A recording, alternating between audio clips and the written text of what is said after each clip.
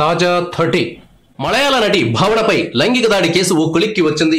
ఒక హీరోయిన్ ని కిడ్నాప్ చేసి లైంగిక దాడికి పాల్పడడం అన్నది సాధారణ నేరస్తులు చేయగలిగిన పని కాదు. దీని వెనుక పెద్ద కుట్ర ఉంటుందని మొదటి నుంచి అనుమానం ఉంది. ఇప్పుడు ఈ అనుమానం నిజమైంది. ఈ కేసులో మలయాళ హీరో దిలీప్ ను అరెస్టు చేశారు. ఈ దిలీప్ కు 48 ఏళ్లు. ఫిబ్రవరి 17న భావనపై దాడి జరిగింది. ఈ దాడికి సంబంధించి పోలీసులు దౌర్జన్యం, అఘాయిత్యం, అసభ్య ప్రవర్తన నేరాల మీద కేసులు పెట్టి పలువురిని అరెస్టు చేశారు.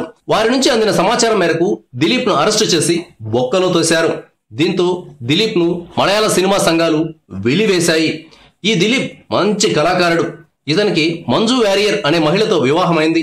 ఆమెతో బంధం కొనసాగుతుండగానే కావ్య మాధవన్తో అక్రమ సంబంధం పెట్టుకున్నారనే ఆరోపణలు వచ్చాయి.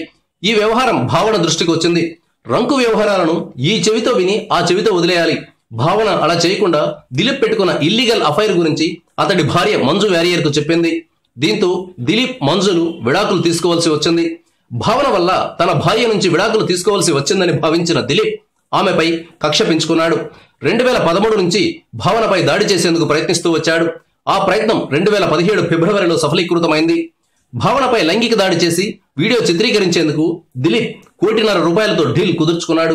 ఈ డీల్ ను అనుకున్నట్లుగానే అమల్లో పెట్టారు. అయితే భావన ధైర్యంగా వ్యవహరించి పోలీస్ కేసు పెట్టడంతో దిలీప్ జీవితం ఇప్పుడు చంక నాకిపోయింది. భావన అవమానంతో కుంగిపోతుంది.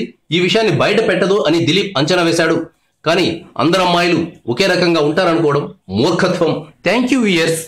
ఈ వీడియో మీకు నచ్చితే లైక్ బటన్ టచ్ చేయండి. తాజా 30 ఛానల్కు సబ్స్క్రైబ్ చేయండి. మీ మిత్రులకు షేర్ చేయండి.